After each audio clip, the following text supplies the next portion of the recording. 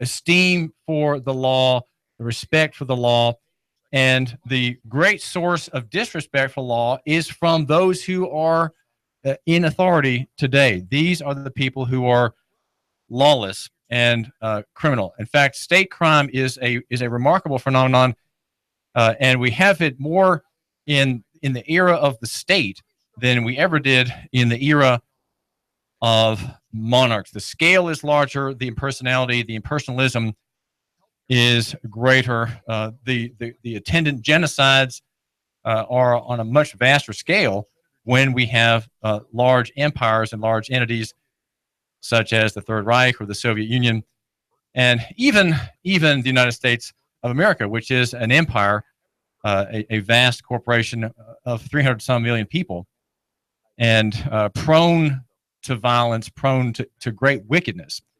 And I can say that because I'm an American. I can say that because I'm like you, a patriotic American, though you probably know people who are nationalists and who are very aggressive, and they can't stand the idea of being number 8, or down there with Brazil at number 15 or what have you. They have to be number 1 in their country. Their government has to be the leader, right? The exceptional one in the world, the only one that matters. Well, we need to have police reform in Chattanooga, as we need to have other reforms as well. And the tenor, I think, of our analysis needs to be that we need to have police reform so that the police will be respected, and so that that law that they represent will be properly respected and obeyed as well. What we don't want to have are summary executions by city employees. What we don't want to have are statutorily permitted extrajudicial executions by city employees of people here in the city limit, or people in the county limit as well, or really anywhere else in Tennessee. We don't want to have these types of execution where a human being loses his life absent any conviction of his having had committed a crime worthy of death. There are crimes worthy of death. Rape is one, murder is one, sodomy is one, buggery, bestiality. These are capital offenses in the old colonies, influenced, of course, by the Hebrew Republic and the law of God to his people. And we don't have that now, but we have, nonetheless, we have some offenses that we would all agree, whether we are pagans or Christians, we would all agree are capital offenses. And if there's a conviction for that offense, that, well, perhaps there should be retribution of the shedding of blood of the perpetrator. Well, what about when you have people who are executed by the cops? And I'm thinking of Philando Castile, who was executed by Geronimo Yanez. And I now that Geronimo is free, he lost his job, but he's free again. And things are coming out. You can see the video at the YouTube page, on our Facebook page here at the Nooga Radio. And you can read transcripts. Now, I printed out 4 pages of probably a 20-page interview that Geronimo Yanez gave to officials after he had time to get his story straight with the police union. He gave, there's this sort of safety zone that officers have in many jurisdictions where they can get their story straight and everybody can cooperate on what the story is. And so here he's giving an interview, and this man was killed for having a bad brake light. Right? He was executed in broad daylight in a car occupied by innocent people, including a child and his girlfriend. And this interview is it makes me think, what about Chattanooga? When are we going to have a case like this here? Now, there may have been cases already that we've forgotten about. Ones that we have not been paying much attention to, ones for which we have relied for coverage on the Chattanooga Times Free Press, perhaps, or a TV station, and we're not really getting the story. But now that we have the internet, we have deep down journalists such as David Tulis, your host, who I ignore some of the daily doings, but I try to go into the deep questions. We have more opportunity to see things as they really are.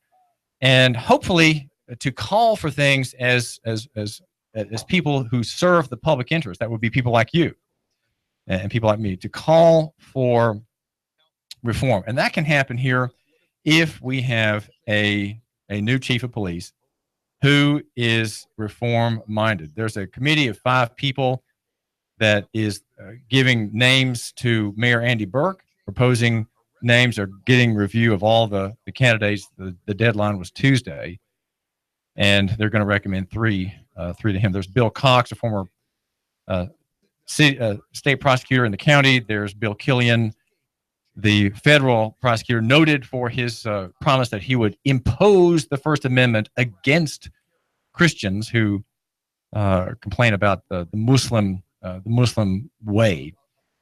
Then there's Olga Decline, an artist, and then there's a minister, Trinae Jackson, or I'm forgetting his name, I don't have it in front of me, who is at Mount Baptist Church here in town. And then finally, the CEO of Techtown, I think his name is Chris Ramsey. I don't have the name here in front of me, but these are 5 people who are vetting the candidates. And the question is, should they have an eye for reform, or should they just follow the pitter-patter suggestions of things such as the survey that came out of the mayor's office Friday that suggested the characteristics of the police officer? What in the operation of what should he be doing? Should he be reducing gun crime? Should he be reducing assaults? Should he be caring about race relations between the police department and the people? These kinds of questions, and they're not really germane, and they're that's the piece of meat you throw over the attacking dog, right? That's what you do to distract him, and I think that's what that survey had in effect, though that was certainly not the intention. It is a bit of irrelevant trivia that this committee is supposed to be reminded about, and it has no real significance. The real significance is, how are officers trained? Are they trained to kill as Geronimo Yanez was in the killing of Philando Castile? He said, and I believe I continued to tell him, don't do it or don't reach for it, and he still continued to move. And it appeared to me that he had no regard for what I was saying. He didn't care what I was saying. He still reached down. He didn't stop reaching for his hand. He didn't stop moving his hand, and it still went down. It goes on to say, the interviewer, as he was reaching down, he turned his shoulder, kept his left hand on the steering wheel, and then canted his upper body and blocking my view of his right hand.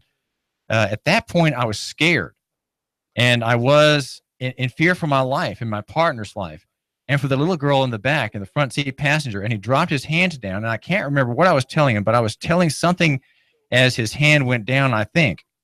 And he put his hand around something, and his hand made like a C-shape type shape type, and it appeared to me that he was wrapping something around his fingers, and almost like if I were to put my hand around my gun, like putting my hand up the butt of the gun. Okay, that's what it appeared to me. Okay, and then I lost view of it because he kept canting his shoulder, and then I believe I told him, I can't remember, don't do it. And then he still kept moving his hand, and at that point I looked and saw something in his hand. It was dark inside the vehicle. It's daylight. I was trying to fumble my way through under stress to look and see what it was, to make sure what I was seeing. But I wasn't given enough time.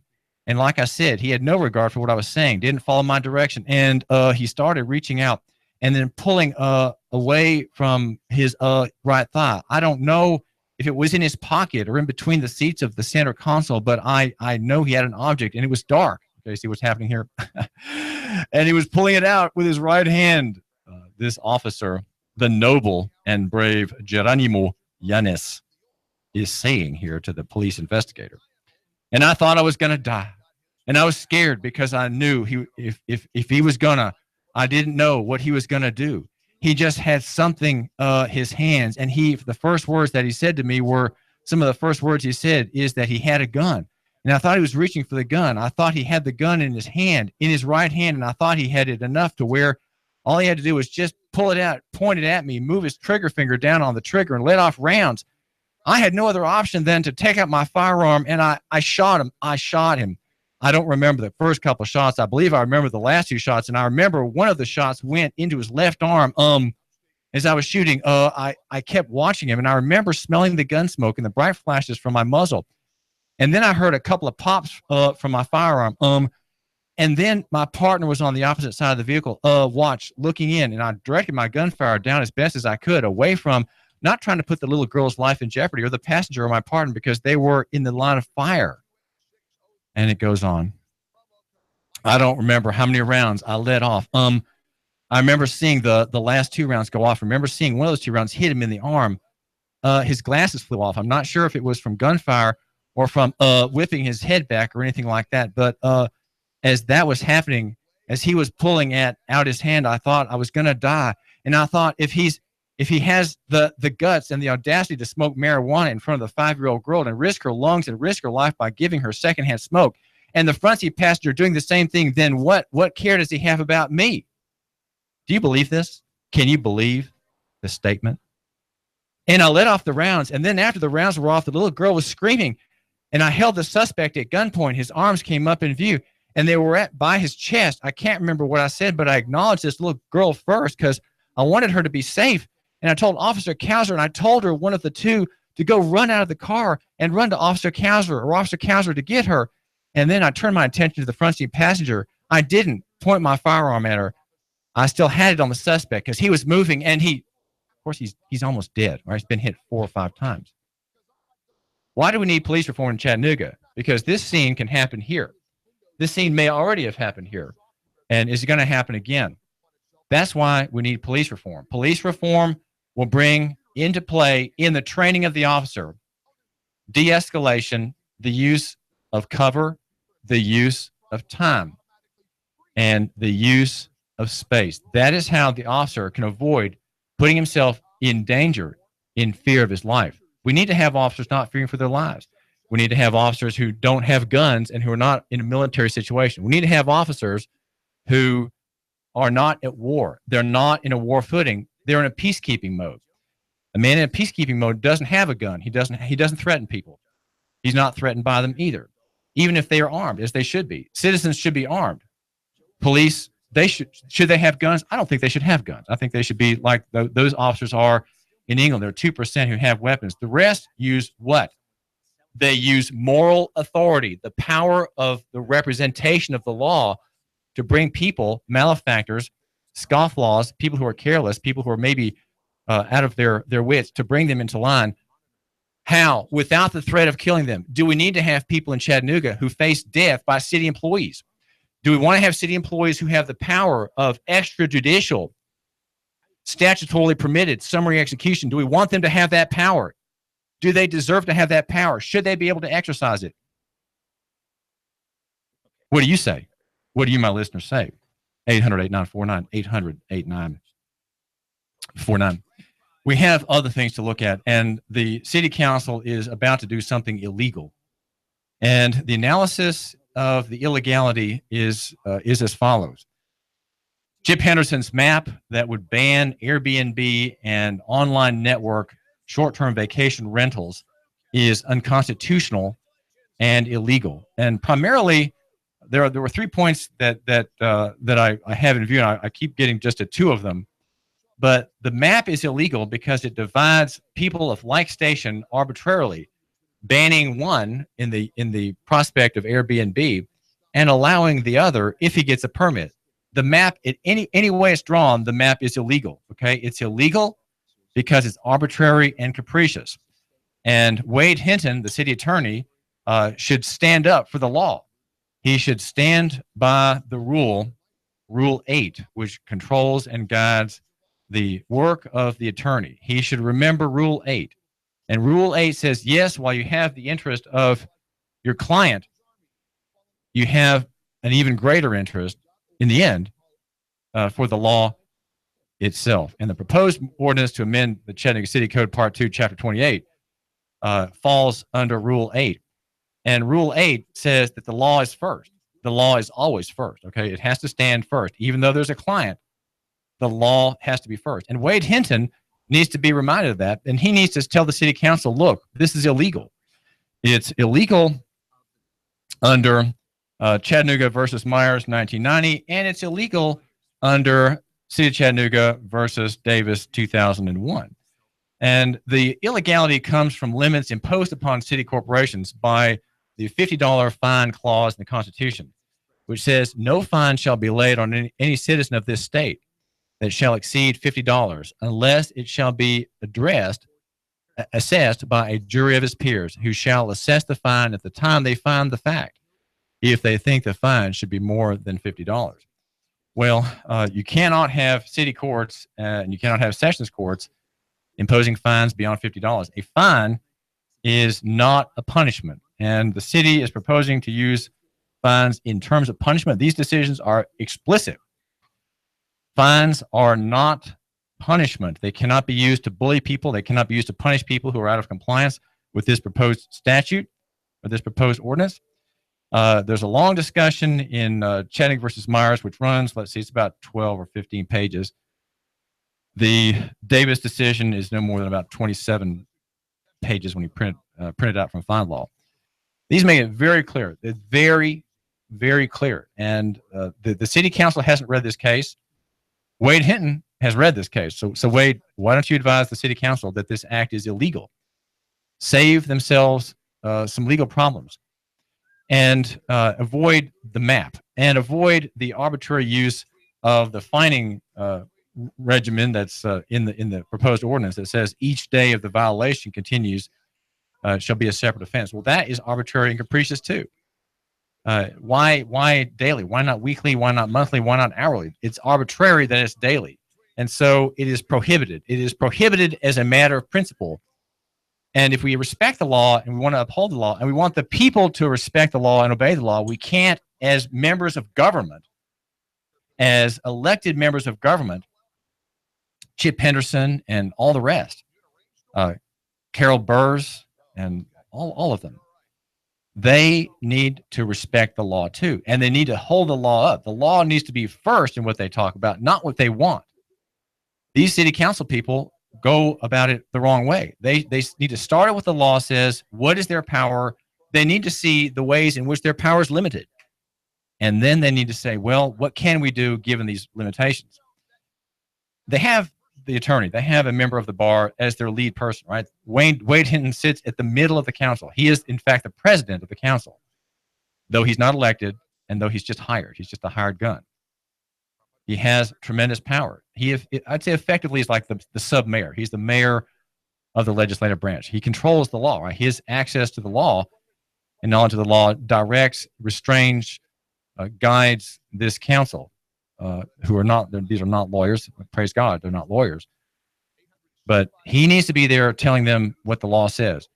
If he wants people in Chattanooga to respect the law, if the council wants people in Chattanooga to respect the law, then they need to not violate it in this ordinance. This ordinance will be voted on this coming Tuesday. And if you, my listener, are a man who cares about the free market and cares about constitutionally guaranteed God-given rights, then I think you need to say something. You need to go to the city council website, and if you're in Chattanooga, you need to tell your representative that this is wrong and that you are against any rule at all. The argument needs to be not that one rule over the other is reasonable and the other unreasonable. The argument needs to be that any rule at all is absolutely arbitrary and capricious and therefore not permitted. That's the argument. There is no middle ground. The first rule that Chip Henderson proposed that was shot down is no worse than this one and no better. Both are bad. Both are congenitally deformed. Both are all cancer. Okay, they're all cancer. There's no blessing in this rule at all. Think about it. We're the gig city. We want to be open, right? We want to be open. We want to follow the ideals of St. Nicholas School and St. Peter's School, where they say that their identity is about love, trust, and inclusion. And these schools, of course, are wanting this illegal ordinance, but they want an exception, a doubly illegal exception to an illegal ordinance. They want an exception to create a safety zone around this proposed district, around their schools within this proposed theoretical district pushed by Chip Henderson. Well, they are ethically deformed to want this, and the city council is ethically deformed and legally challenged to think that it can get away with this proposal. There needs to be one homeowner who says no, just one person, and that's the man who matters. Is that you? I think you should send a letter today, and then if it passes, be the man who says no. David Tulis. Nooga Radio, AM 1240, 92.7 FM. Are you looking for a gospel-oriented, covenantal, family-friendly Reformed church?